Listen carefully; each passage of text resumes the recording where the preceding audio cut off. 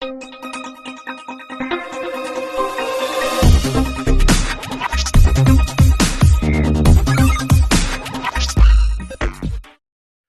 పరిశుద్ధ నామముకి స్తోత్రములు. విచ్చేసిన మీ అందరికీ కూడా ప్రభువైన యేసుక్రీస్తు నామములో శుభము తెలుపుతున్నాను. చివరి ఆదివారము 2024 సంవత్సరంలో మరి చివరి పునరుత్థాన దినమునికి వచ్చి ఉంటున్నాం. ఎవరైనా 52 వారాలు ఖచ్చితంగా ఈరోజు వారంతో కలుపుకొని ఏ ఆదివారం మిస్ కానీ ఉన్నారు ఎవరన్నా? ఒకరున్నారని తెలుసు నాకు. ఇంకా ఉన్నారు ఎవరన్నా? Wonderful wonderful. వీళ్ళందరికీ వస్తే చెప్పలు కొడతామా? Very good very good. దేవుని సన్నిధిలో నిర్ణయం తీసుకొని ఆయన సన్నిధికి ఖచ్చితంగా వెళ్ళాలి అని ఆశపడితే మరి మీకు ఇబ్బందులు లేకుండా ఉద్యోగాల్లో కానీ కుటుంబాల్లో కానీ రాకపోకలు ఇబ్బందులు లేకుండా అన్నీ ఉన్నాయి. కానీ దేవుని సంఘానికి వెళ్ళాలి, నా సంఘానికి వెళ్ళాలి అన్న ఆ ప్రాధాన్యత ఉన్నది కనుకని మరి వాళ్ళని ఏ శక్తి ఆపలేకపోయింది. చూద్దాం వాక్య భాగం చూద్దాం. మంచి మాటలు మరి ఈరోజు ఈ సంవత్సరంలో యొక్క చివరి అంతములు మరి దేవుడు మనకి ఏర్పాటు చేసిన వాక్య భాగాన్ని చదువుకుందాం. యోహాను సువార్తలోని 21వ అధ్యాయంలో మొదటి నుంచి 14 వచనాలు ఈరోజు మనం ధ్యానాంశముగా ఉంచుకుందాం. అటు తర్వాత యేసు తిబెరియ సముద్ర తీరమున శిష్యులకు మరలా తన్ను ప్రత్యక్షపరచుకొనెను. ఆయన తన్ను ప్రత్యక్షపరచుకున్న విధమేదనగా సీమోను పేతురను, దిదుమ అనబడిన తోమాయు, గలిలయలోని కానా అను ఊరివాడగు నతనయేలును, జెబెదయి కుమారులను, ఆయన శిష్యుల్లో మరి ఇద్దరును కూడా కూడి ఉండిరి. సీమోను పేతురు, నేను చేపలు పట్టబోదునని వారితో అనగా వారు, మేమును నీతో కూడా వచ్చేదమనిరి. వారు వెళ్ళి దోణి ఎక్కిరి, కానీ ఆ రాత్రి ఏమీ పట్టలేదు. సూర్యోదయం ఆగుచుండగా యేసు ధరణి నిలిచెను. అయితే ఆయన యేసు అని శిష్యులు గుర్తుపట్టలేదు. యేసు, పిల్లలారా, భోజనమునకు మీ వద్ద ఏమైనా ఉన్నదా అని వారిని అడగగా, లేదు అని వారు ఆయనతో చెప్పిరి. అప్పుడు ఆయన, ధోని కుడి పక్కన వల వేడి మీకు దొరుకునని చెప్పిన గనక వారు అలాగ వేయగా చేపలు విస్తారంగా పడినందున వల లాగలేకపోయిరి. కాబట్టి యేసు ప్రేమించిన శిష్యుడు ఆయన ప్రభు సుమి అని పేతురుతో చెప్పెను. ఆయన ప్రభువని సీమోను పేతురు విని వస్త్రహీనుడై ఉన్నందున పైబట్ట వేసి సముద్రంలో దుమికెను. దరి ఇంచుమించు 200 మూరల దూరమున్నందున తక్కిన శిష్యులు చేపలు గల వల లాగుచు ఆ చిన్న దొన్నెలో చేర్చి వచ్చిరి. వారు దిగి దరికి రాగానే అక్కడ నిప్పులను, వాటి మీద ఉంచబడిన చేపలను, రొట్టెయు కనపడెను. యేసు, మీరు ఇప్పుడు పట్టిన చేపల్లో కొన్ని తీసుకుని రండని వారితో చెప్పగా, సీమోను పేతురు దోణి ఎక్కి వలను దరికి లాగెను. అది 183 గొప్ప చేపలతో నిండి ఉండెను. చేపలు అంత విస్తారముగా పడినను వల పిగలలేదు. చాలా బాగా మిగతా బాగా మళ్ళీ చదువుకుందాం. కాన్సెప్ట్ అర్థమై ఉంటుంది. 153 చేపల గురించి. చేపల కథ చెప్పట్లేదు నేను, మీకు గుర్తుండాలని మాట చెప్తున్నాను. ఓకేనా? చేప కథ చెప్పట్లేదు. 153 చేపలు పడిన ఆ సందర్భాన్ని జ్ఞాపకం చేసుకుంటున్నాం. ఏం జరిగిందో చూద్దాం. యేసు ప్రభు వారు మరణించి పునరుద్ధరణ అయిన తర్వాత దాదాపుగా 40 దినములు తన శిష్యులకు అగుపడుచు తను తాను ప్రత్యక్షపరుచుకుంటూ నేను సజీవుడిగా ఉన్నానని తను తాను కనబరుచుకుంటూ లేదా రుజువుపరుచుకుంటూ ఉన్నాడు. ఈ సందర్భం మనము యోహాను సువార్త చూసినప్పుడు ఇది 3వ సందర్భం. మొదటిసారి శిష్యులకు ఆయన చనిపోయి ఆదివారపు దినముదయకాల జామున ఆ ఎంటీ టోమ్ కనపడ్డప్పుడు, అంటే ఖాళీ సమాధి కనపడ్డప్పుడు మగ్దలిని మరియు వేరొక మరియు మరి వాళ్ళందరూ వెళ్ళి చూసినప్పుడు ఖాళీ సమాధి కనపడింది, క్రీస్తు కనపడలేదు అక్కడ. అవునా? తర్వాత ఆయన శిష్యులకు వెళ్ళి ఆ మాట చెప్పమని యేసు ప్రభువు వారు చెప్పినప్పుడు తన శిష్యులకు వెళ్ళి ఆ మగ్దలేని మరియ శిష్యులకు ఆ మాట చెప్పినప్పుడు పేతురు మరియు వేరొక శిష్యుడు కూడా పరుగున వచ్చి అక్కడ చూస్తారు. అక్కడ ప్రభు కనపడరు, సమాధిలో ప్రభు కనపడరు. తర్వాత ఇంటికి వస్తారు, ఇంట్లో కూర్చుంటారు. అందరూ ఒక చిన్న పరిస్థితిలో ఉంటారు. ఎందుకంటే అప్పటికే ఆ ప్రాంతం అంతా కూడా రోమిల చేత బలముతో భయముతో ఉండి ఉన్న ఆ ప్రాంతం ఆ సమయంలో. ఎందుకంటే క్రీస్తుని అప్పుడే మరి చంపేస్తున్నారు. ఉద్రిక్తత పరిస్థితుల్లో ఉంటున్నప్పుడు చాటుగా దాచుకున్నారు. వాళ్ళని వారు ఎక్కడ దాచుకున్నారు? ఒక చిన్న ఇంటిలో కూర్చొని భయపడుతూ అక్కడ కూడుకొని ఏమవుతుందో అని ఆందోళన చెందుతున్న సమయంలో మొదటిసారి ప్రభువారు వారికి ప్రత్యక్షమవుతాడు. తర్వాత ఆ సమయంలో తోమా ఉండడు కాబట్టి తోమా మళ్ళీ వచ్చి ప్రభువుని మేము చూసామంటే నేను నమ్మను అని చెప్పినప్పుడు ఆయన నమ్మించడానికి మరొకసారి ప్రభువారు రెండవసారి కనబడతారు. మూడవసారి ఈ పరిస్థితుల్లో కనబడతారు. 3 సార్లు కనపడ్డా? 3 సార్లు ఉంది కదా అంటే కాదు. 40 దినములు ఆయన తను ప్రత్యక్షపరుచుకున్నారంటే అనేక సార్లు ప్రభువారు వారి మధ్యలోకి వచ్చారు. ఏవైతే అవసరమో, ఏవైతే శిష్యులు చూశారో అవి మాత్రమే ఈ సువార్తల్లో లిఖితము చేయబడి ఉన్నవి. రైట్? ఆ సందర్భంలో ఒక సందర్భాన్ని మనం ఇక్కడ చూస్తున్నాం. అయితే ఆయన తను ప్రత్యక్షపరుచుకున్న విధము ఏ విధంగా ఉన్నదంటే సీమోను పేతురును తర్వాత 6+1 అంటే 6 మంది శిష్యులు, ముందు సీమోను ఏం చేస్తారంటే ఓ పని చేద్దాము, క్రీస్తు మనకు కనపడ్డారు, ప్రభువారు మనకు కనపడ్డారు, అయితే ఏం చేద్దామంటే వెళ్ళి చేపలు పడదాం అని చెప్పేసి సీమోను పేతురు ఆ నెట్ వేసేసుకొని ఆ చేపల వల వేసుకొని వెళ్తుంటే ఎవరైనా వస్తారని ఎంబడా అని అడగానే ఎస్ మేము కూడా వస్తామని ఆయనతో పాటు 6 మంది కలిసి వెళ్తారు. అవునా? ఎక్కడికి వెళ్ళారు వీళ్ళు? తిబెరియా సముద్ర తీరమున. తిబెరియా సముద్ర తీరము ఎక్కడున్నది? ఇది యెరూషలేములో లేదు. వీళ్ళందరూ ఎక్కడున్నారు ఆ సమయంలో? యెరూషలేములో ఉన్నారు కదా. ఈ సమయంలో వారు యెరూషలేములో లేరు. తిబెరియా ప్రాంతంలో తిబెరియా నది తీరమున చేపలు పడడానికి వాళ్ళు వెళ్ళడం ఏంటంటే తిబెరియా అనే ప్రాంతము గలిలయలోని ఒక ప్రాంతము. గలిలయ సముద్రముకు తిబెరియా సముద్రం అని పేరు మార్చడము జరిగింది. ఇది ఎప్పుడు జరిగింది? హెరోదు మహారాజు తిబెరియా అనే వ్యక్తి రాజు, అంటే రోమన్ ఎంపరర్ పేరు అన్నమాట తిబెరియా అనే పేరు. ఆయన పేరున ఆయన గౌరవించడానికి ఒక సిటీని, గలిలయలోని ఒక సిటీని డెవలప్ చేసి ఆ ప్రాంతానికి తిబెరియా అని పేరు పెడతాడు. ఆయన జ్ఞాపకార్థంగా, ఆ రాజుకు జ్ఞాపకార్థంగా పెట్టిన పేరు క్రమేణా గలిలయ సముద్రాన్ని కాస్త తిబెరియా సముద్రం అని పిలవడము 1వ శతాబ్దంలో అలవాటైపోయింది. కాబట్టి తర్వాత క్రమేణా మనం చూస్తున్నప్పుడు పేర్లు మారిపోతాయి. అందుకని ఇక్కడ ప్రస్తుతము చెబుతున్న మాటల్లో కూడా ఆ ప్రాంతాన్ని తిబెరియా సముద్రము అని చెప్పడము జరిగింది. రైట్? అయితే నేర్చుకోవాల్సిన విషయం ఏంటంటే వీళ్ళు ఎప్పుడు గలిలయకి వెళ్ళారు అని మొదటి ప్రశ్న, ఎందుకు వెళ్ళాలన్నది రెండవ ప్రశ్న. చూద్దాము. మత్తయి సువార్త 28వ అధ్యాయము 16వ వచనం చూద్దాం. మత్తయి సువార్తలోని 28వ అధ్యాయము 16వ వచనం. 11 మంది శిష్యులు యేసు తమకు నిర్ణయించిన గలిలయలోని కొండకు వెళ్ళిరి. ఎక్కడికి వెళ్ళారు? గలిలయలోని ఒక కొండ దగ్గరికి ఆల్రెడీ వెళ్ళారు. ఇది ముందు జరుగుతుందా తర్వాత జరుగుతుందా మనకు తెలియదు, కానీ నేను అనుకుంటాను ముందు జరిగింది. ఇప్పుడు మనం నేర్చుకుంటున్న సందర్భము ముందే జరిగింది. దాని తర్వాతనే ఈ మత్తయి సువార్తని సందర్భం మనం చూస్తాం. ఇక్కడ ఎందుకు నీకు ఉద్ఘాటనలో చూపించడానికి ఇష్టపడుతున్నానంటే ఇక్కడ యేసు ప్రభు వారు వారికి ఆజ్ఞాపించారు. ఏమని ఆజ్ఞాపించారు? ఆయన మృతులోంచి లేచిన తర్వాత మరియకి ఏమని ఆజ్ఞాపిస్తారు? వెళ్ళి నా స్నేహితులకు చెప్పుము, వారికి ముందుగా నేను ఎక్కడికి వెళ్తున్నాను? గలిలయలోకి వెళ్ళుచున్నానని ఆయన తన శిష్యులకు చెప్పుమని మగ్దలేని మరికి చెప్తారు.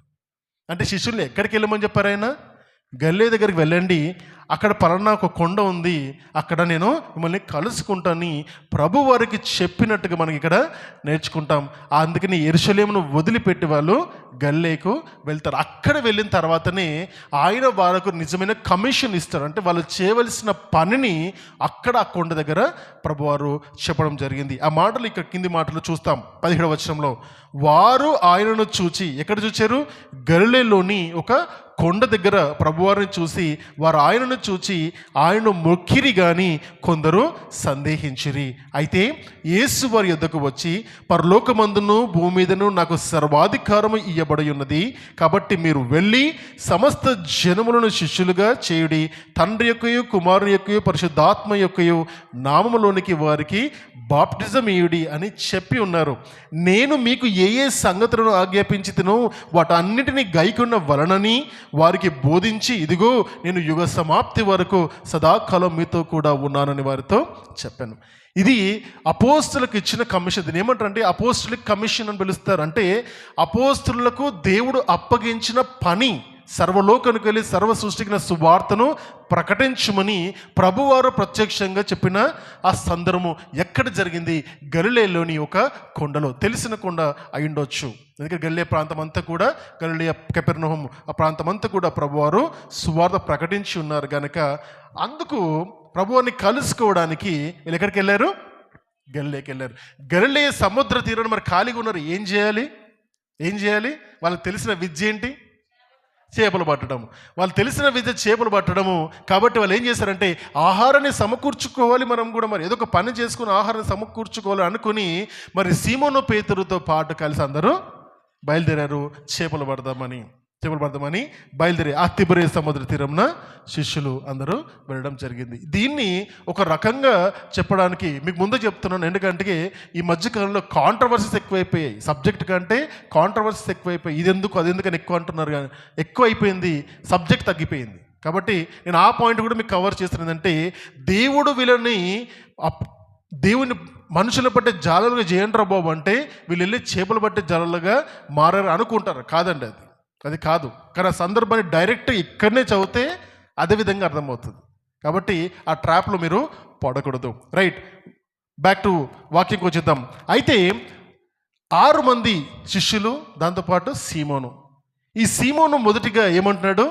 నేను చేపలు పడడానికి వెళ్తున్నాను, నాతో పాటు ఎవరైనా వస్తారా అని అన్నప్పుడు నేను వస్తానని అంటారు. గమనించండి, యేసు ప్రభువారు అప్పటికి ఈ వాక్యం తర్వాత భాగంలో సైమన్ డిస్కోర్స్ ఉంటుంది. అంటే సీమోనును దేవుడు సంఘానికి లీడర్గా అపాయింట్ చేసే టైం అది.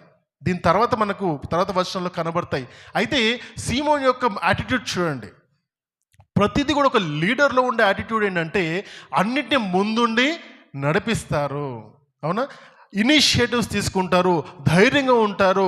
కష్టం వచ్చినా, నష్టం వచ్చినా, బాధ కలిగినా, నిందల పాలైనా నిఠారుగా నిలబడతారు. కానీ వారు మాత్రము పడిపోడు. సీమోను పేతురు సమయంలో ప్రభువును ఎరగనని ముమ్మారు చెప్పినందుకు కుమిలిపోయి తను పశ్చాత్తాపం పొంది తిరిగి దేవుని దగ్గరికి వచ్చిన సందర్భం అది. అవునా? అట్లా పాపము చేసి దేవుని దగ్గరికి వచ్చిన వ్యక్తి మళ్ళీ దేవునికి అంత గొప్పగా నమ్మకంగా ఉండగలుగుతారు ఎవరన్నా? సంఘాలు ఉండనిస్తాయి అట్లా?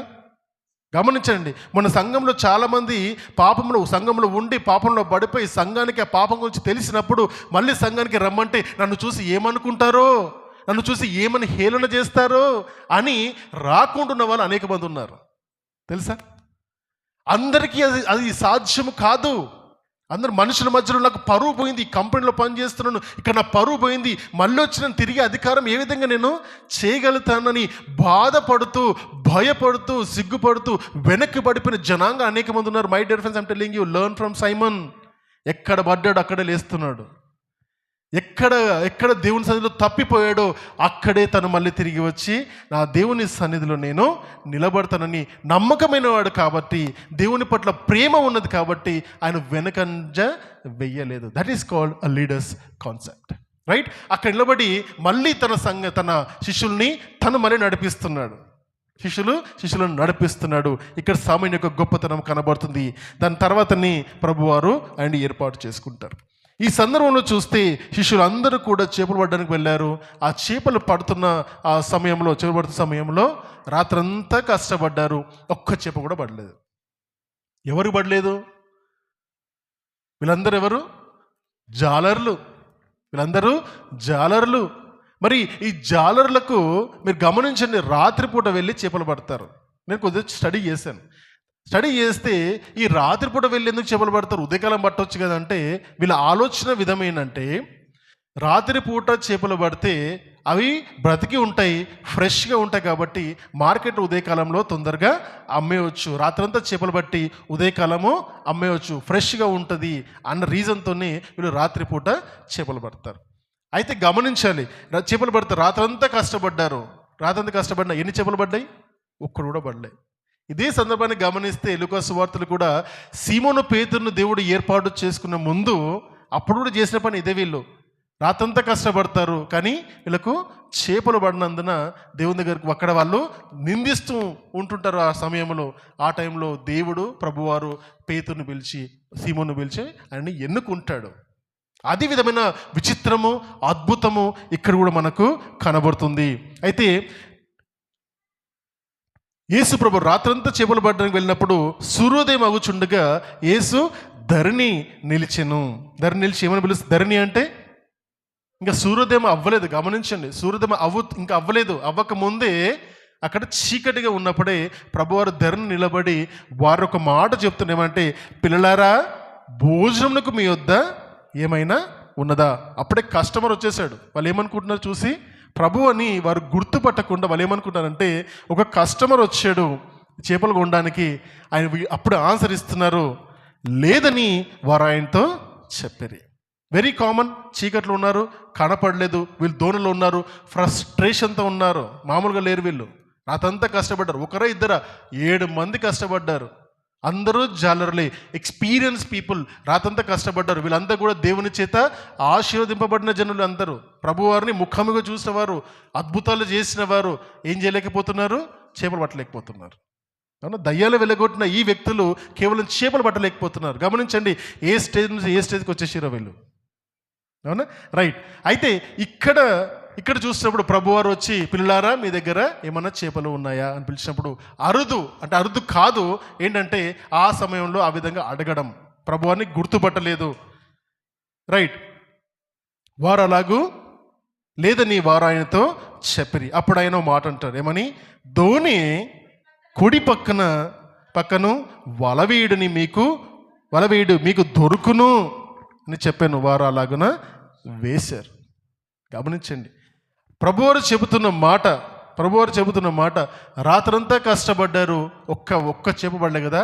ఒక పని చేయండి, రైట్ సైడ్ వేయండి, కుడి పక్కన వేయండి అని చెప్తున్నాడు. ఇంగ్లీష్లో మంచి మాట, put it in the right side. అవునా? ఇంగ్లీష్లో రైట్ అన్నమాట రెండు రకాలుగా వాడుకోవచ్చు. కుడి పక్కన వాడచ్చు, లేదా సరైన పక్కన కూడా ఈ మాటను వాడచ్చు. అయితే ఈ మాట వింటున్నప్పుడు వినగానే అదేంటి ప్రశ్న వస్తుంది. ఆ ప్రశ్న ఏంటంటే, అదేంటి వల వేసే వాళ్ళకి తెలియదా? కుడి పక్కన ఉన్న చేపలు ఎడం పక్కన ఉండయా, ఎడం పక్కన ఉన్న చేపలు కుడి పక్కన ఉండయా? సముద్రంలో ఎక్కడన్నా ఒకటే కదా.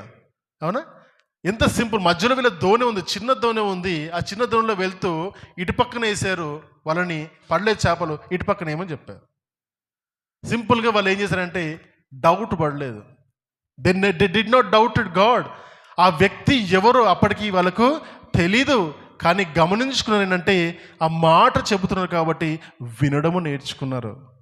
My dear friends, I'm telling you greatest lesson of this time ఏంటో తెలుసా? సలహాలు వినడము నేర్చుకోండి. చాలామంది ఈ కాలంలో, ఈ సమయంలో చూస్తే చెప్పిన మాటలు వినరు.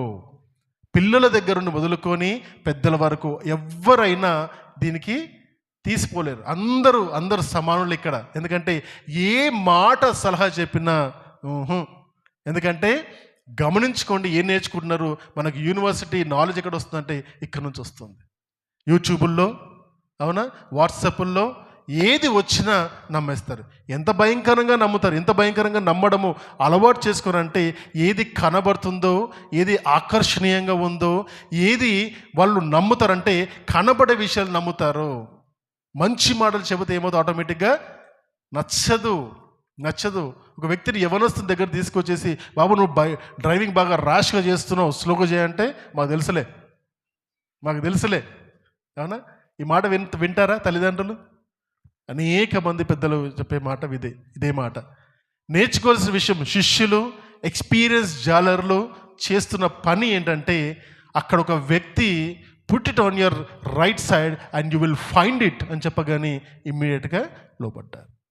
మనుషుల సలహాలకు లోబడుతున్నారు, దేవుని సలహాలు కూడా లోబడతారు. నేను చెప్తున్న మాట అంటే ప్రతి సలహా లోబడమని కాదు, కానీ ప్రతి సలహాలు విని అధ్యయనం చేసుకొని అది మనకు పనికి వస్తుందా రాదా అని ఆలోచన చేసి అప్పుడు వాళ్ళు వేస్తారు. గమనించుకుందాం, ఆ సమయంలో వాళ్ళందరి మధ్యలో ఉన్న డిస్కషన్స్ ఏం డిస్కషన్స్ అయి ఉంటాయి? ఈయనెవరు మనకు కస్టమర్ మనకు చెప్తున్నాడు, దరి ఒడ్డున నిలబడే వ్యక్తి సముద్రంలో మనకు చేప ఏ విధంగా పట్టాలో నేర్పిస్తున్నాడు, మొదటిది. రెండోది, ఆ వ్యక్తి జాలరా తెలీదు. మరి ఆ వ్యక్తికి జాలరి కాకపోతే మరి ఆయన చెప్పిన మాట మనం ఎందుకు వినాలి? మూడోది, అవునా, ఆయన చెప్పినట్టుగా పడకపోతే, అన్నిటి మించి ఒకే మాట అన్నారు, వేద్దాంలే ఏమవుతుంది, లెట్స్ ట్రై. ఇన్ని ట్రయల్స్ చేసినాం కదా, రాత్రంతా కూడా పడుతున్నప్పుడు ఒక్కొక్క సలహా ఇచ్చాడు, అన్నీ పాటించాము, ఇది కూడా పాటిద్దాము, పోయేదేముంది? గమనించండి, ఈ మాటను గమనిస్తున్నప్పుడు నేర్చుకోవాల్సిన గొప్ప విషయం ఏంటంటే సలహాలు సూచనలు పాటించడము నేర్చుకోవాలి. ఒకరు తెలియకపోతే అడగాలి. చాలామంది అడగడం కూడా మానేసారు. ఏది నిర్ణయం వస్తే అది అనిపిస్తే చేసుకుంటూ వెళ్ళడము అలవాటు అయిపోయింది. దాని తర్వాత బాధపడి నష్టపోయినప్పుడు తిరిగి వచ్చి అయ్యో నాకు ఎవరు చెప్పలేదే అంటే ఎదుటి వాళ్ళు ఏమంటారు తెలుసా? నువ్వు అడిగావా? అవునా? అడగడము నేర్చుకుందాం, తప్పు లేదు. వాక్యమైనా జ్ఞానమైనా సలహా అయినా ఏదైనా అడగడంలో తప్పు లేదు. అడిగి తెలుసుకొని దాన్ని ఆచరణలో పెట్టడము మంచిది. రైట్, ముందుకు వెళ్దాం. ధోని కుడి పక్కన వల వేయడని మీకు దొరుకుని చెప్పగా వారలాగు వేగ చేపలు విస్తారంగా పడినందున వలను వాళ్ళు లాగలేకపోయారు.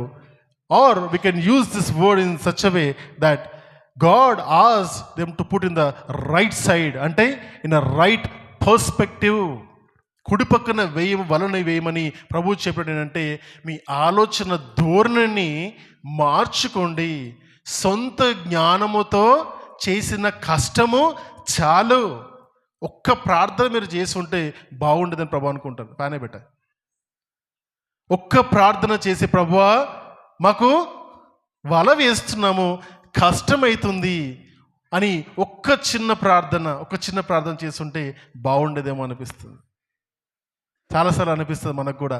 కష్టపడిన తర్వాత ఫలితము దొరకనప్పుడు అప్పుడు ప్రభు దగ్గరికి వచ్చి, ప్రభువా మాకు సహాయం చేయని అలవాటు చాలామందికి ఉంటుంది. లర్న్. ఈరోజు 24 సంవత్సరంలో ఆఖరి వారు నేర్చుకోవాల్సిన విషయం, పని ప్రారంభంలోనే ప్రార్థన చేసేయండి. పని ప్రార్థన చేస్తే నీ కష్టము వృధా కాదు. ఇంత కష్టపడ్డా నా కుటుంబంలో ఆశీర్వాదం లేదు, ఎంత రాత్రి పగలు ఉద్యోగాలు చేసినా డబ్బులు మిగలట్లేదు, ఎంత భర్త భార్య కష్టపడ్డా అప్పులు తీరుతలేవు, ఇంకా పెరుగుతూనే ఉన్నాయి అనుకుంటున్నావు. మై డియర్ ఫ్రెండ్, ప్రార్థనతో ప్రారంభించు. అంటే ప్రార్థన ప్రారంభిస్తే ఇవన్నీ ఉండేనా? కాదు, మీ కష్టములో ఆయనకు ఆశీర్వాదం కూడా కలుస్తుంది. ఆ విధంగా నేర్చుకుంటే ఈ సందర్భంలో కూడా ఒకవేళ కనుక శిష్యులు ప్రార్థన చేసి ప్రారంభిద్దాం అనుకుని ఉంటే బాగుండేదేమో. సొంత కష్టముతో సొంత ఎక్స్పీరియన్స్తో ముందుకు వెళ్ళారు, వాళ్ళకు కష్టమైంది. ప్రభు చెప్పాడు, put it on the right side. We can use this word other way, have it with in a different perspective. మంచి ఆలోచనతో చేయడానికి ఏ పనైనా మంచి ఆలోచన చేయడానికి ప్రారంభించడానికి ఇష్టపడమని దేవుడు చెబుతున్నాడు. ఆయన చిత్తము అడిగి చేయడమే మంచి ఆలోచన. ఆనాడు కుడి పక్కన వేయమని చెప్పిన దేవుడు ఈరోజు మనకు కూడా చెప్పే ఒక మాట ఏంటంటే, go in a right direction. మంచి మార్గంలో నడువు, రైట్ డైరెక్షన్లో నడువు. సరైన వ్యక్తులను ఎన్నుకో, సరైన మాటలను విను, సరైన ప్రార్థన నేర్చుకో, సరిగ్గా ఉండము అలవాటు చేసుకొని అన్ని సరిగ్గా దేవునికి అనుకూలంగా ఉండాలని దేవుడు ఈరోజు మనకు కూడా నేర్పిస్తున్నాడు. చూద్దాం, ఇది వద్దామమ్మా. కాబట్టి యేసు ప్రేమించిన శిష్యుడు ఏం చేశాడు?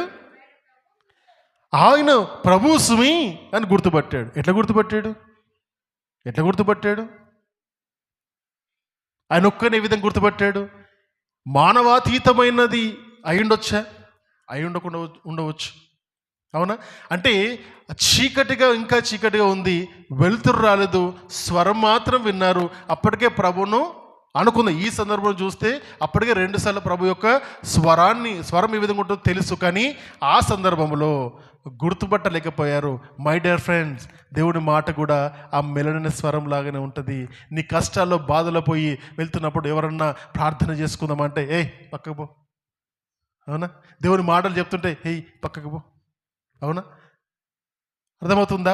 చాలా సందర్భాల్లో మన కష్టాల్లో, మన డీప్ డౌన్ సిచ్యువేషన్స్ ఉంటున్నప్పుడు, లో సిచ్యువేషన్స్లో ఉంటున్నప్పుడు దేవుని గురించి మాట్లాడితే అది చెవులకు వినబడదు. నేను ఆలోచన చేస్తుంటే అనిపిస్తుంది, మరి వీళ్ళకు ప్రభు స్వరము ఎందుకు గుర్తుపట్టలేకపోయారు? ఆయన స్వరం తెలీదా? 300 సంవత్సరాలము ఆయనతో పాటు సహవాసం చేశారే, ఆయన స్వరము తెలీదా? గుర్తుపట్టలేకపోయారా? ఎందుకు గుర్తుపట్టలేకపోయారు? అర్థమవుతుందా? చాలా సందర్భాల్లో గమనించండి, వీళ్ళందరూ మామూలు వ్యక్తులు కాదు, హేమహేమిలు వీళ్ళు. ఎందుకేమంటారు హేమహేమిలు అని? అన్నిట్లోనూ మనం కంపేర్ చేసుకుని దగ్గ మనుషులు అన్నమాట వారు. అంత అమాయకము జనాంగంలో ఉన్నారు వాళ్ళు. అంటే ప్రభుతో వాళ్ళు సహవాసం చేసి గొప్ప గొప్ప కార్యాలు చేసి మళ్ళీ తిరిగి వచ్చినప్పుడు ప్రభు స్వరాన్ని గుర్తుపట్టలేకపోతున్నారు. అంటే గుర్తుపట్టలేకపోతున్నారు. చాలామంది సంఘాలకు వస్తారు, వాక్యాన్ని వింటారు, గొప్ప గొప్ప ఆశీర్వాదాలు తీసుకుంటారు. మళ్ళీ తర్వాత ప్రార్థన అంటే తెలీదు, వాక్యం అంటే తెలీదు, సంఘం అంటే తెలీదు. అర్థమవుతుందా? ఒక స్టేజ్కి వచ్చిన తర్వాత దేవుని అక్కడికి వచ్చి వదిలేస్తారు. కంటిన్యూటీ అనేది ఉండదు. కంటిన్యూస్ లెర్నింగ్ ఏ విధంగా ఉంటుందంటే, ప్రభువును ఒక రోజుకు మించి ఇంకొక రోజుకు మించి ఇంకొక రోజు, ఆ విధంగా ప్రభువును ప్రేమించడం అలవాటు చేసుకుంటే విశ్వాస జీవితంలో అంచెలంచెలుగా ఎదుగుతూ ఉంటాం. అంటే ప్రభువును ప్రేమించుతూ, ఆయనను అర్థం చేసుకుంటూ, ఆయన జ్ఞానము నేర్చుకుంటూ, ఆయన వాక్యాన్ని నేర్చుకుంటూ, ఆయనలో ఎదుగుతూ ఆయనలాగా మారడమే విశ్వాస యాత్ర. అర్థమవుతుందా? చాలా సందర్భాల్లో జరుగుతున్న విషయం ఏంటంటే, 10 సంవత్సరాలు ఏంటంటే నేను బాప్టిజం తీసుకొని, 20 సంవత్సరాలు బాప్టిజం తీసుకొని, 40 సంవత్సరాలు, నువ్వు 100 సంవత్సరాలు కానీ ప్రభు గురించి 100 ప్రసంగాలు, 1000 ప్రసంగాలు, 1,00,000 ప్రసంగాలు విన్నా ఆయన ప్రేమించడం కనుక మనకు తెలియకపోతే, I'm telling you my dear friend, నువ్వు ఎప్పటికీ విశ్వాసంలో ఎదగలేవు. ఇంకా మొదటి మెట్టు దగ్గరనే ఉండిపోతావు. ఇప్పుడు జరుగుతున్న అనేక సువార్త బోధలలో ఆ మొదటి మెట్టు ఎట్లెక్కాలని చెప్తున్నారు. అక్కడ అప్పుడే దేవుని కొరకు తెలియని వ్యక్తులు ఉన్నారు, అప్పుడప్పుడే బాప్టిజం తీసుకున్న వ్యక్తులు ఉన్నారు, 10 ఏళ్ళ వ్యక్తులు ఉన్నారు, ఎక్స్పీరియన్స్ వాళ్ళు 50 ఏళ్ళ వ్యక్తులు కూడా అదే వాక్యాలు వింటుంటే మై డియర్ ఫ్రెండ్స్, ఎక్కడ పోతున్నాం? అవునా? ఒక 40 సంవత్సరాలు, 20 సంవత్సరాలు బాప్టిజం తీసుకొని, 10 సంవత్సరాలు బాప్టిజం తీసుకున్న వ్యక్తి, ఒక కొత్తగా దేవుని నమ్మని వ్యక్తికి దేవుని యొక్క వాక్యాన్ని తీసి ఓపెన్ చేసి, దేవుడు ఎంత నమ్మదగిన వాడు తెలుసా అని చెప్పేటట్టుగా మారగలుగుతున్నాడా ఏ విశ్వాసైనా? గడిచిన మెన్స్ ఫెలోషిప్లో ఈ రోజు వరకు కూడా నా మైండ్ నుంచి పోలేదు, సహోదరులకు వాక్యము చదవమని చెప్తే కూడా సిగ్గు అనిపిస్తే నాకు అనిపించింది, వీళ్ళు ఎక్కడికి వెళ్తారు, ఏం చేయగలుగుతారు? సారీ మై డియర్ ఫ్రెండ్స్, నేను డైరెక్ట్ మాట్లాడతాను నేను. ఓకే, ఎక్కడికి వెళ్తారు? డీప్ రూట్స్కి వెళ్ళి నేను ఆలోచన చేస్తున్నాను. ఏం చేయగలుగుతారు వీళ్ళు ఇంకా దేవుని కొరకు? అర్థమవుతుందా? వాక్యాన్ని దేవుని కొరకు, పరలోక రాజ్యం దేవుడు రండి బిడ్డ అంటే, నో ఐఎమ్ బిజీ. హేళనకరంగా అంటలేను, బాధతో చెప్తున్న ఈ మాట నేను. సిగ్గు అనిపించాలి. ఎందుకంటే దేవుని కొరకు నిలబడడానికి ఎన్ని సంవత్సరాలు నువ్వు విశ్వాసంలో ఉన్నావని కాదు, ఎంతగా దేవుళ్ళో ఉన్నావు, ఎక్కడ అవకాశం వస్తుందని ఎదురు చూస్తారు. నేను ఒక సంఘానికి, మన సంఘంలో పరిపూర్ణంగా రాకముందు వేరే సంఘానికి వెళ్ళినప్పుడు ఒక్క అవకాశం కోసం ఎదురు చూసేవాడిని. ఒక్కసారిన ప్రార్థన ఇస్తారేమో, ఒక్కసారిన వాక్యం చదవమని చెప్తారేమో, ఒక్కసారి అవకాశం ఇస్తారేమో. 5 సంవత్సరాలలో ఒక్కసారి అవకాశం దొరకలేదు. 5 సంవత్సరాల్లో. మరి I was the top most. నేను ఒక్కడే యవనస్తున్న సంఘం మొత్తంలో, అందరు ముసలి వాళ్ళు వచ్చేవారు. అర్థమవుతుందా? నో మై డియర్ ఫ్రెండ్, అవకాశం అన్నిసార్లు దొరకదు. Never ever lose it. అవకాశం వచ్చిన ప్రతిసారి దేవుని కొరకు ఎక్కడ నిలబడాల్సి వస్తే అక్కడ నిలబడు, పారిపోకు. దేవుని కొరకు పారిపోయిన వారు ఇస్కరియోతు యూదాతో సమానము. ఎందుకంటే పనికిరారు దేవునికి. ఎవరు పనికొస్తారు? పనికిరారు. ఈ విధంగా దేవుణ్ణిలో ఎదుగుతున్న వ్యక్తులు ఎదుటి వాడికి పనికొచ్చేలాగా దేవుని యొక్క వాక్యాన్ని చెప్పేలాగా ఉంటారు. వాక్యాన్ని ఓపెన్ చేసి ఒక 10 సంవత్సరాలు 5 సంవత్సరాల తర్వాత ఏ విధంగా దేవుని నమ్ముకున్నామంటే చెప్పగలిగే సత్తా మనలో ఉందా? ఒక వ్యక్తిని దేవుళ్ళకి నడిపించేంత ఆ విశ్వాసపూరితమైన మాటలు మన లోపల ఉన్నాయా? యవనస్తులు దేవుళ్ళలోకి రాకపోతే వాళ్ళు దేవుళ్ళ నుంచి తొలగిపోకుండా నిమిత్తము వాళ్ళ దగ్గరికి వెళ్ళి వాళ్ళ కౌన్సిలింగ్ చేసి దేవుళ్ళు ఏ విధంగా ఉండాలని చెప్పే మనుషులు ఉన్నారా? గమనించండి, చాలా గమనించండి. Very very much important. చాలా అవసరము ఆ వ్యక్తులు కావాలి. ఇక్కడ వీళ్ళని చూస్తుంటే కూడా దాదాపు అదే స్థితిలో కనబడుతున్నారు. దేవుడు వాళ్ళకు తెలియని వరకు వాళ్ళు ఏం చేస్తున్నారంటే వెళ్ళి ఎదురు చూస్తున్నారు. దేవునికి ప్రార్థన చేయలేదు అనుకుంటాను. వాళ్ళు కష్టపడుతున్నారు కానీ ఫలితము లేదు. విశ్వాస వీరులు విశ్వాసంలో దేవుని చూస్తూ దేవునిలో ఎన్నో అనుభవాల గుండా వెళ్ళి ఆయనతో సహవాసం చేసి ఆయన శక్తిని పొందుకొని ఆ శక్తి ద్వారా అనేక మందికి సువార్త ప్రకటించిన ఆ వ్యక్తులు ప్రభు యొక్క స్వరాన్ని వినలేకపోయారు. ఈరోజు మనందరికీ అదే ప్రశ్న, ప్రభు యొక్క స్వరాన్ని నిజంగా విన్నావా? ఏ విధంగా ఉంటుందో తెలుసా?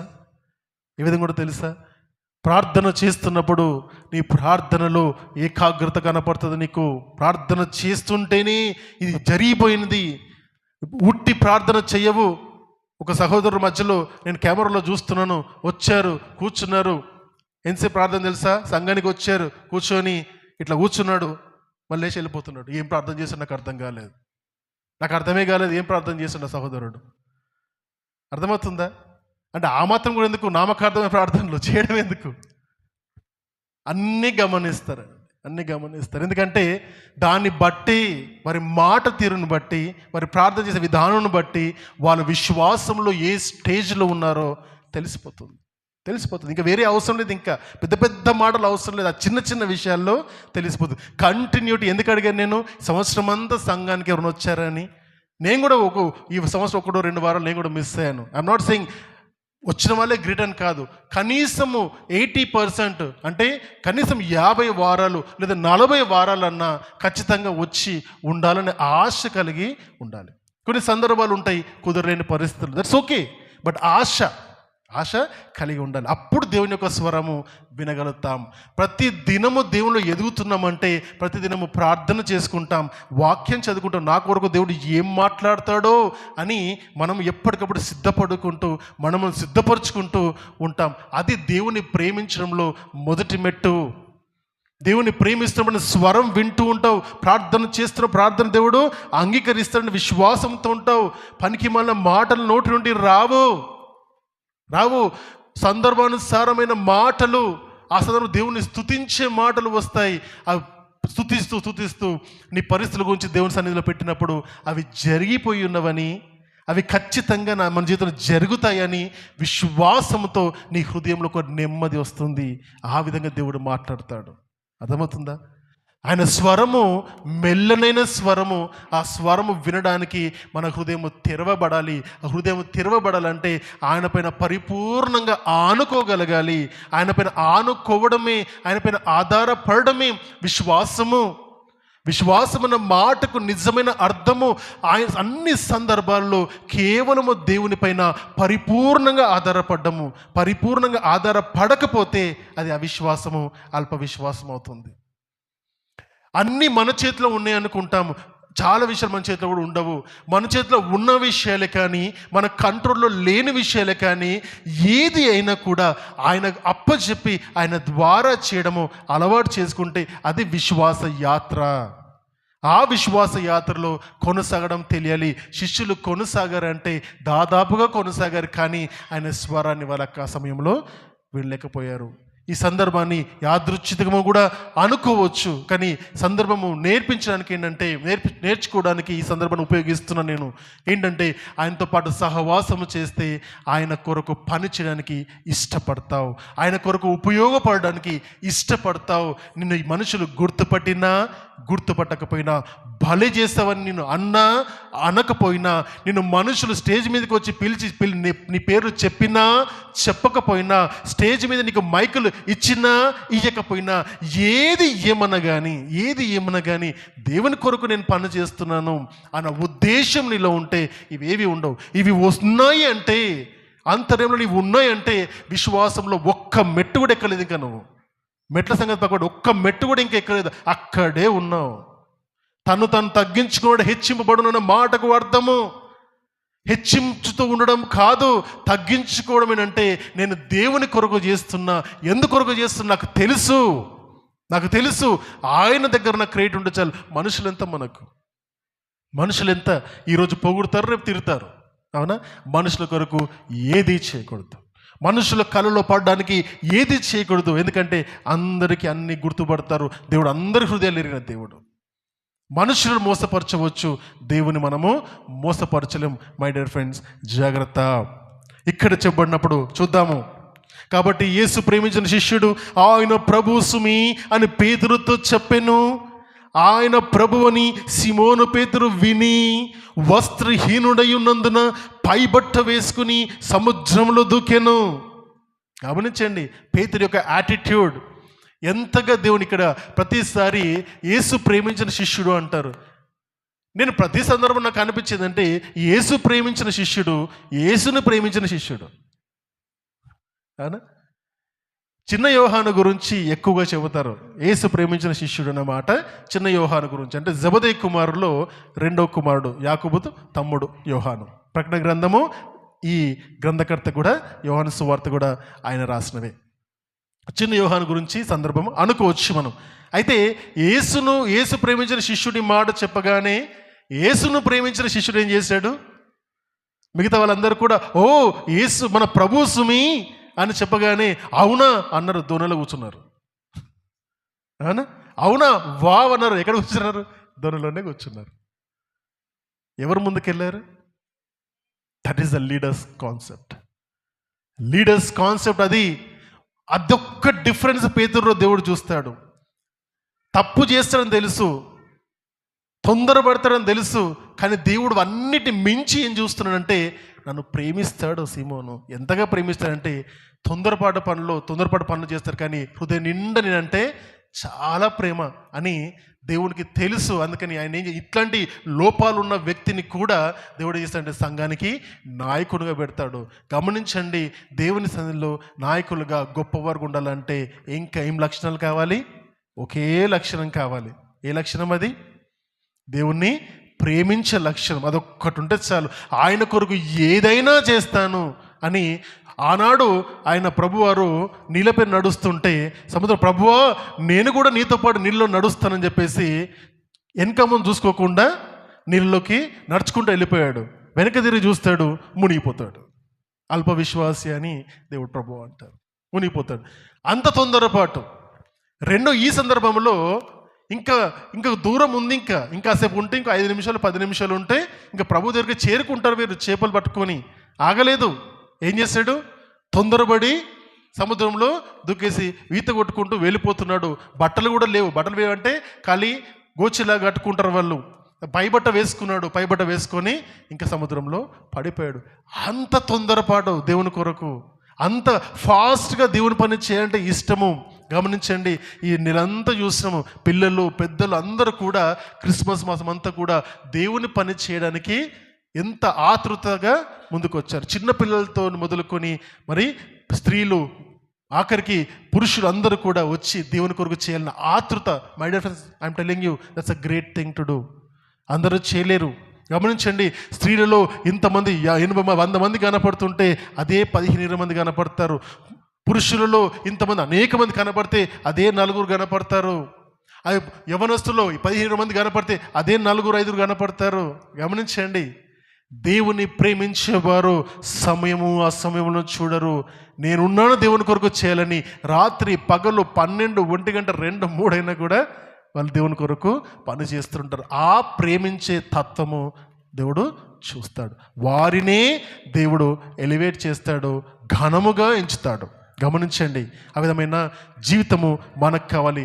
పేతురు దేవుని ప్రేమించాడు కాబట్టి దేవుని కొరకు తొందరపడుతూ ముందుకెళ్ళిపోయాడు. మరి సముద్రం దూకాడు, ఏమైతే తెలియదు, కానీ ప్రభువారిని దగ్గరికి చేరాడు. అది సంతోషం. అటువంటి జీవితం మనకు కూడా కావాలని కోరుకుందాం. వారు దిగిరాగానే అక్కడ నిప్పులను, వాటి మీద ఉంచబడిన చేపలను, రొట్టెయు కనపడెను. యేసు ఏమంటారు, ఇప్పుడు మీరు ఇప్పుడు పట్టిన చేపలలో కొన్ని తీసుకొని రండని. అక్కడ ఏమున్నాయమ్మా? ఆల్రెడీ ఏముంది అక్కడ? ప్రభువారు వాళ్ళ కోసం ఏం సిద్ధపరిచారు? తన పిల్లలు తన దగ్గరికి వస్తారని, రాతంతా కష్టపడ్డారు, పాపం బ్రేక్ఫాస్ట్ చేయలేదు అని చెప్పేసి ప్రభువారు ఏం చేశారు? వాళ్ళ కొరకు చేపలు తినడానికి మీ దగ్గర ఏమో ఉన్నాయా అని అడిగిన ఆ ప్రభువే వారు చేపలు పట్టుకొని వచ్చే లోపు ఆయన చేపల కూర వండేసాడు, ఫిష్ ఫ్రై చేసి పెట్టాడు పిల్లల కోసం. అవునా? ఎక్కడి నుంచి వచ్చాయి ఫిష్లు? అవి ఎక్కడి నుంచి వచ్చాయి తెలియదు. అదే విచిత్రం కదా. 153 చేపలు విచిత్రం కాదు, ఇది విచిత్రం. అర్థమైందా? ఇక్కడ ప్రభువారు వారు వస్తారని చేపలు నిప్పుల పైన కొన్ని చేపలు ఉన్నాయి. ఆ చేపలతో పాటు ఏమనంటే మీ దగ్గర ఉన్న కొన్ని చేపలు కూడా తీసుకొని రండి అని పిలువడం మనం ఇక్కడ చూస్తాము. అని చెప్పగా సీమోను పేతురు దోణి ఎక్కి వలను ధరికి లాగెను. ఆ ధరిలో ఎన్ని చేపలు ఉన్నాయండి? అది 153 గొప్ప చేపలతో నిండి ఉండెను. ఇంకో గొప్ప విషయం ఏంటంటే చేపలు అంత విస్తారముగా పడినను వల పిగిలలేదు. అద్భుతం చూడండి. అంటే వాళ్ళకు కెపాసిటీ ఉంటుంది. 153 పెద్ద చేపలు పడ్డప్పుడు వల పిగిలిపోవాలి, లాగలేకుండా పడిపోవాలి, కానీ వల పిగిలలేదు. యేసయ్య వల అది. నిజంగా యేసయ్య వలలో మనం పడితే మనము పిగులము, మనం తప్పిపోలేము. ఎందుకో తెలుసా? ఆయన వల మన మీద ఉంటుంది. అది రక్షణ కవచము. యేసు పిలుచుకున్నాడు మనని అని కేవలం మాటలతో కాదండి. ఎక్కడెక్కడనో ఉన్న ప్రాంతంలో ఉన్న ప్రజలు ఆయన సన్నిధికి ఏ విధంగా వచ్చారు? ఎవరు పిలుస్తూ వచ్చారు? ఏ విధంగా కలుస్తున్నాం ఇక్కడ అంటే రకరకాల ప్రాంతాల్లో పుట్టి పెరిగి అక్కడ దేవుణ్ణి నమ్ముకుని ఆ కుటుంబం నుంచి వేరే ఈ సంఘంలో చేర్చబడి దేవుడు నిన్ను ప్రేమించినాడు గనుకనే ఆయన వలలో నీవు ఉన్నావు. ఆయన 153 లెక్క తప్పకుండా ఉంది. పరలోక రాజ్యంలో చేరవలసిన లెక్క కూడా ఆయన ముందే నిర్ణయించి పెట్టాడు. ఎంతమంది రావాలి అని. ఆయన వలలో ఉండడంకి మించిన భాగ్యము ఎవరికి లేదు.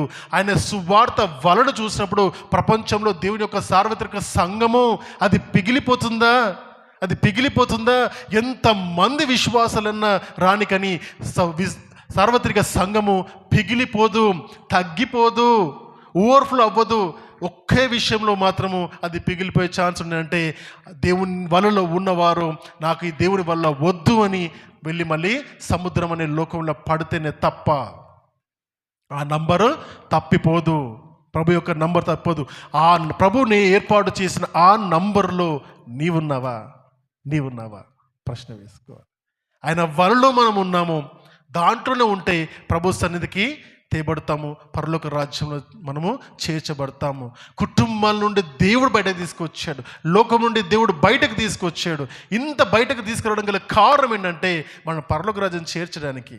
ఇదే సువార్త కోటాను మందికి అందింపబడింది. కానీ అందరూ నమ్మారా? అందరూ నమ్మలేదు. కేవలం మన హృదయాల్లోకి, మన చెవులకు మాత్రమే ఎందుకు వెళ్తుంది సువార్త? మన హృదయంలోకి మాత్రమే ఎందుకు ఈ సువార్త వెళ్తుంది? మన హృదయంలోకి వెళ్ళిన సువార్త లోపల ఫలించబడడానికి దేవుడు ఎందుకు ఇన్ని హెచ్చరికలు ఇస్తున్నాడు అంటే నువ్వు పరలోక రాజ్యంలో వెళ్ళాలని దేవుడు నిర్ణయించాడు కనుకనే ఇన్నిసార్లు తప్పిపోతున్నా దేవుడు మరలా లేపుతూ పడిపోయిన ప్రతి స్థితి నుండి దేవుడు నిన్ను లేపి మళ్ళీ ఆయన స్థితిలోకి, ఆయన సందర్భంలోకి, సంఘంలోకి నడిపించుకుంటూ క్షమిస్తూ అవకాశం ఇస్తున్నాడు. సంవత్సరం వెంబడి సంవత్సరాన్ని దేవుడు పొడిగిస్తూ వస్తున్నాడు. గమనించండి, అంతం వరకు, నువ్వు చనిపోయేంత వరకు దేవుడు అవకాశం ఇస్తాడు. అప్పటికీ మారకపోతే, అప్పటికీ దేవుని సన్నిధిలో ఫలించకపోతే అప్పుడు ఆయన్ని నువ్వు పనికి మళ్ళీ వాడివని ఆయనను ఆయన వాళ్ళ నుండి తీసి బయటపడేస్తాడు. అది నోటి నుండి ఉమ్మివేయడం అంటాడు దేవుడు. ఆ విధమైన పరిస్థితి తెచ్చుకోవద్దండి. దేవుడు అందరికీ అవకాశం ఇస్తున్నాడు, అనేక మందికి అవకాశం ఇస్తున్నాడు. కానీ కొందరు మాత్రమే ఏర్పాటు చేయబడ్డారు. ఆ ఏర్పాట్లు మనమున్నాం. గమనించండి, మనమున్నాం. ఇది గర్వంతో చెప్పిన మాట కాదండి, దేవుని పైన కృతజ్ఞతతో చెప్పే మాట. ఎందుకంటే మనకంటే గొప్పవారు అనేక మంది లోకంలో ఉన్నారు. మనం పనికి మన అన్య జనులు కొంతమంది చూస్తున్నప్పుడు ఉపవాసాలు, దీక్షలు వేస్తుంటే అనుకుంటాము 40 రోజులు ఉపవాసం ఉంటున్నప్పుడు ఉదయం తినాలా, రాత్రి తినాలా, ఆదివారం తినొచ్చా, నాన్ వెజ్ తినొచ్చా అని మాట్లాడే దౌర్భాగ్యమైన స్థితిలో మనం ఉంటే నల్లబట్టలు వేసుకొని ఖచ్చితంగా ఉండాలంటే ఖచ్చితంగా ఉండాలని బ్రతికి చూపించి నేర్పిస్తున్నారు, సిగ్గు తెప్పిస్తున్నారు మనకు. దీక్ష ఏ విధంగా ఉంటుందో, తెలియని దేవుని కొరకు చేసే దీక్షలో అంత క్రమశిక్షణ ఉంటే, అంత పట్టుదల ఉంటే, సజీవమైన దేవుని యొక్క దీక్షలో ఇంకెంత పట్టుదల ఉండాలి. ఖచ్చితం అంటే ఖచ్చితంగా బ్రతకడానికి ఎందుకు మనుషులు ముందుకు రారు? ఒక చిన్న మాట అంటే బాధపడతారే, చిన్న చిన్న సందర్భాల్లో పిలవకపోతే బాధపడతారే. ఏ పరిస్థితిలో ఉంటున్నాం మనము? అర్థమవుతుందా? చాలా ఖచ్చితంగా బ్రతకడానికి ఇష్టపడండి. 2025 is a game changer. 2025 is a game changer. నీ జీవితము 2020 సంవత్సరంలో ఖచ్చితంగా వేరుగానే ఉండాలి. ఖచ్చితంగా వేరుగా ఉండాలి. వేరుగా ఉండదా దేవుడు ఊరుకోడు. ఇంకా నువ్వు అవసరం లేదు దేవునికి. ఇంకా అర్థమవుతుందా? ఖచ్చితంగా దేవుని సన్నిధిలో ఉన్నవారు, ఆయన ఎదగాలనుకున్న వారికి ఆశీర్వాదము. నామకార్థంగా ఉండాలనుకున్న వారు ఇంకా దేవుని సన్నిధిలో ఉండాల్సిన అవసరం ఉండదు. ఆయన్నే తీసి బయటపడేస్తాడు. I'm telling you. ఓకే, చాలా క్లియర్గా ఈ సంవత్సరంలో ఆఖరి వారంలో నేర్చుకోవాల్సిన విషయము ఏంటంటే 2025 ఈజ్ అ గేమ్ చేంజర్. ఆ గేమ్ చేంజర్లో నేను ఉండాలి. దేవుడు ఏర్పాటు చేస్తున్నాడు. ప్రపంచంలో చూస్తే యుద్ధాలు, సిరియా అనే దేశం ఉంటుందో లేదో తెలియదు ఇప్పుడు. ఇంకా అవునా, సిరియా అనే దేశం ఉంటుందో తెలియదు, ఇరాన్ అనే దేశం ఉంటుందో లేదో తెలియదు, ఏ దేశాలు ఉంటాయో లేవో తెలియదు. ఈ 2025 సంవత్సరంలో మూడో ప్రపంచ యుద్ధం వస్తే కరువు, కక్షలు, దోపిడీలు, సంతోషం ఉండదు. ఇంకా సంతోషం ఉండదు. బాధలు, నిట్టూర్పులు, ఉద్యోగాలు ఉండవు. మనుషులను ఒకరు పీక్కొని తినే పరిస్థితులు వస్తాయి. ఎటు పోతావు అప్పుడు? ఎవరి వాక్యం వరకు వింటావు? ఏ యూట్యూబ్లో వినుకుంటూ కూర్చుంటావు అప్పుడు నువ్వు? అర్థమవుతుందా? ఎక్కడ నీ టైం స్పెండ్ చేస్తావు? మై డియర్ ఫ్రెండ్, సమయాన్ని పోనీయకుండా జాగ్రత్త పడదాం. మనల్ని ప్రేమించినాడు, ఆయన వలలో మనల్ని ఉంచినాడు. జాగ్రత్త. ఆయన వల్ల ఉన్నంత వరకే నీ ప్రొటెక్షన్. ఆయన వల నుండి బయటకు వస్తే ప్రొటెక్షన్ లేదు నీకు. సముద్రంలో పడిపోతావు. లోకంలో వెళ్తే అనేక మంది లక్షల్లో కలిసిపోతావు. నువ్వెవరో కూడా ఎవరికి తెలీదు. ఇక్కడ 153 చేపలు గుర్తుపట్టాడు దేవుడు. 153 నంబర్ ఉంది. ఆ 153 నంబర్లో, ఆ దేవుడు లెక్కించిన నంబర్లో నువ్వున్నావా? ప్రశ్నించుకోకసారి. నిన్ను ఏర్పాటు చేయబడ్డారు, కానీ పడిపోవడము, నిలబడ్డము దేవుడు మన చేతికి అప్పచెప్పాడు. చివరి పాట చూద్దామా? వాళ్ళ పిగులు లేదు. యేసు రండి భోజనము చేయడని వారితో అనెను. ఆయన ప్రభు అని వారికి తెలిసినందున నీవెవడవని శిష్యులు ఎవడను ఆయన్ను తెగింపలేదు. ఈ మాట గమనిస్తే ఆయన రండి భోజనము చేయనంటే ఆయన యొక్క తగ్గింపు కనబడుతుంది. అర్థమవుతుంది. నిజమైన తగ్గింపు ఎక్కడుందో కనబడుతుందా? అవసరతలు ఉన్న వ్యక్తులకు ఆ అవసరాన్ని తీర్చి తన తగ్గింపును చాటుకున్నాడు ప్రభువారు. మనం చేయమంటున్న పని కూడా అదే. సంఘం అవసరతలో ఉంటే నీ సహాయం ఎక్కడ? నీ పొరుగువాడు అవసరతలో ఉంటే నీ సహాయం ఎక్కడ? అర్థమవుతుందా? ఎక్కడెక్కడ అవసరం ఉంటుందో అక్కడక్కడ సహాయము చేయడానికి నువ్వు వెళ్ళినప్పుడు నువ్వు తగ్గించుకుంటున్నావు. అంటే నీ పని నీకు ఇంపార్టెంట్ కాదు, అక్కడ అవసరత తీర్చడము నీకు ఇంపార్టెంట్. దేనికి ప్రాధాన్యత ఇస్తావో దాన్ని బట్టి నీ తగ్గింపు కనబడుతుంది. దేవుడు ఆయన మృత్యుంజయుడిగా ఉండి తన పిల్లల కొరకు భోజనము చేశాడు. ఆయన అర్థమవుతుందా? He has become a cook. ఆయన వంట పని కూడా చేశాడు. ఆయన అర్థమవుతుందా? అంతగా తగ్గించుకున్నాడు. తన శిష్యుల పాదాలు గడిగాడు, తన శిష్యులకు బోధన నేర్పించాడు, తన శిష్యులను పక్కన ఉంచుకున్న వాళ్ళకు జ్ఞానం నేర్పించాడు. ఇక్కడ శిష్యులు తన గుర్తుపట్టకపోయినా కూడా వాళ్ళ కొరకు వంట సిద్ధపరుస్తున్నాడు. అంతగా తాను తగ్గించుకున్నాడు. మన కొరకు ఇంకా తగ్గించుకున్నాడు. ఇంకెంత దిగజారుస్తాం? మనం మారకపోతే, మన బ్రతుకులు మార్చుకోకపోతే ఆయన ఇంకా తగ్గుతూనే ఉంటాడు. కానీ ఆయన మనని హెచ్చించి నేనెవరో తెలుసా అని ప్రశ్న వేడైనా తను ఎంత తగ్గించుకున్నంటే మరణము ఛాయలను కూడా, మరణానికి కూడా, అవమానానికి కూడా తను తగ్గించుకున్నాడు. అంతగా ప్రేమించినాడు. అగాపే లవ్, తాను అర్పించుకునే ప్రేమ అది. ఆ ప్రేమను అర్థం చేసుకునే వాళ్ళగా ఉన్నామా? లేదా నా దేవుడు నన్ను రక్షిస్తాడులే, నా దేవుడు నన్ను క్షమిస్తాడులే, ఇప్పుడు కాకపోతే మళ్ళీ ఇంకోసారిలే, ఈ వారం కాకుండా ఇంకో వారంలే, ఈ సంవత్సరం కాకుండా ఇంకో సంవత్సరంలే అని పోస్ట్పోన్ చేసుకుంటూ దేవాది దేవుణ్ణి తక్కువ చేస్తూ వస్తున్నావా?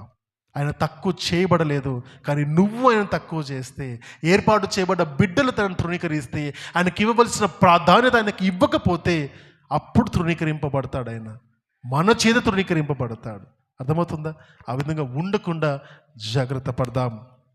నాట్ ఓన్లీ ఇక్కడ మాత్రమే కాదు, కమాండ్ ఈట్ అని చెబుతున్నాడు, కానీ అనేక సందర్భాల్లో రండి చూడు అని చెబుతున్నాడు, తర్వాత రండి నేర్చుకోండి అని చెబుతున్నాడు, రండి ఇక్కడ రెస్ట్ తీసుకొని చెబుతున్నాడు, రండి ఇక్కడ వచ్చి భోజనం చేయమని చెబుతున్నాడు, రండి పరలోక రాజ్యంలో చేరండి అని చెబుతున్నాడు. అనేక సందర్భాల్లో ప్రభువారు ఈ మాటను రండి అని చెబుతున్నప్పుడు ఆహ్వానము అందరికీ దేవుడు ప్రభువారు ఇచ్చి ఉన్నాడు. ఆ ఆహ్వానాన్ని అంగీకరించి ఆయన రాజ్యంలో చేరడానికి సిద్ధపడి ఉండాలని దేవుడు కోరుకుంటున్నాడు. చివరి మాట చూద్దాం. ఇక్కడ యేసు వచ్చి ఆ రొట్టెను తీసుకొని వారికి పంచిపెట్టను, అలాగే చేపలను కూడా పంచిపెట్టను. యేసు మృతుల్లో నుండి లేచిన తర్వాత శిష్యులకు ప్రత్యక్షమైనది ఇది మూడవసారి. ఈ విధంగా మన ప్రభువారు తన యొక్క ఈ సందర్భంలో అనేక విషయాలు బిడ్డలు నేర్పించడానికి తను ప్రత్యక్షమయ్యాడు. నేర్చుకున్న విషయాలు, నీవు లెక్కింపబడి ఉన్నావు. గమనించుకో, 153 చేపలు లెక్కింపబడ్డాయి, నీ సంఖ్య కూడా లెక్కింపబడింది. రెండవది, ప్రభువారు తాను తగ్గించుకున్నాడు మన కొరకు. మరి ఆయన హెచ్చిస్తావా? ఆయన హెచ్చించాలంటే నీవు ఆయన దగ్గర తగ్గించుకొని ఆయన చెప్పిన మాటలకు విధేయత చూపిస్తే చాలు, ఆయన నామము హెచ్చింపబడుతుంది. మూడవది, ఆయన మనం పిలిచి పరలోక రాజ్యాన్ని ఉచితంగా ఇస్తుంటున్నాడు. పిలిచిన పిలుపునకు తగినటువంటి జీవితము, మర్యాద మనం కనుక చూపించగలిగితే, ఆ పిలుపునకు విధేయత చూపిస్తే ఆయనకు విలువ పెరుగుతుంది. ప్రభువారి యొక్క స్వరాన్ని వినకుండా ఉన్నారు అన్నాడు శిష్యులు. మరి ప్రభువారి యొక్క స్వరాన్ని నువ్వు ఈరోజు వినడానికి ఇష్టపడుతున్నావా? దేవుని సన్నిధిలో ఈరోజు నువ్వు ఆలోచన చేయవలసిన విషయం, ఇంకా దేవుని సన్నిధిలో నువ్వు పడిపోయిన స్థితిలో ఉంటే, దేవా ఈరోజు నన్ను లేపు.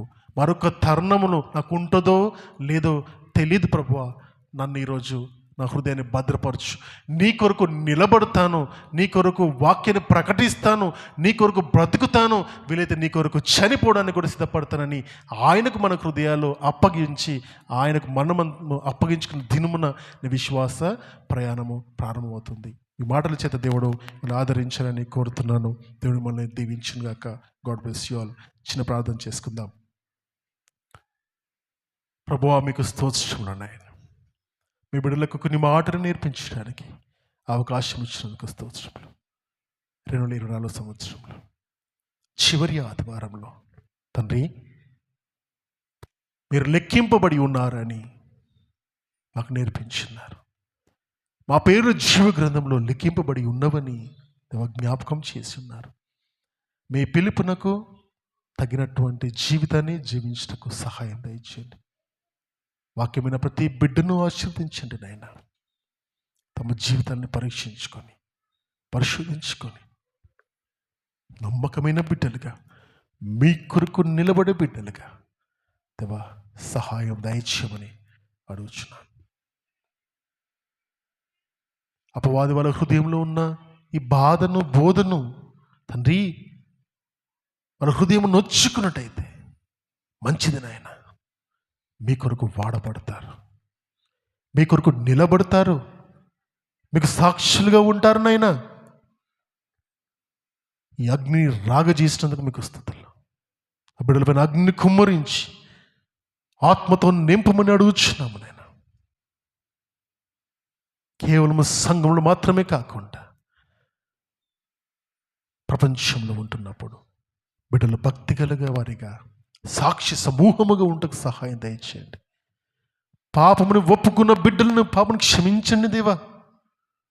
ఈ రోజు నుండి నీ కొరకు బతకాలని ఆశపడిన బిడ్డలను బ్రతికించమని అడుగుచున్నాం. ఆనాడు సీమోను పేతురు మిమ్మల్ని చూడని ఆశతో వచ్చినాడు. ఆ ఆశతో దేవా 2025 సంవత్సరంలో ప్రతి బిడ్డ మీ సన్నిధికి అదే ఆశతో వచ్చటకు సహాయం దయచేయమని అడుగుచున్నాం. ఈ మాటల చేత బిడ్డల యొక్క హృదయాలను ఆదరించమని, మీరు ఉన్నారు, మీరు మా కొరకు మిమ్మల్ని మీరు తగ్గించుకుంటారని ఎరిగి తండ్రి మీ కొరకు బ్రతికే బిడ్డలు గుంటకు సహాయం దయచేయమని అడుగుచున్నాం. తప్పిపోయిన వారమేనైనా, తృణీకరింపబడిన వారమునైనా, నిన్ను మరిచిన వారమునైనా, అయినా ప్రభువా మీరు గొప్పవారునైనా మమ్మల్ని కనికరించి ఆదరించి మరొక అవకాశము దయచేయమని అడుగుచు యేసు అతి శ్రేష్టమైన నామములో ప్రార్థన అడుగుచున్నాను తండ్రి.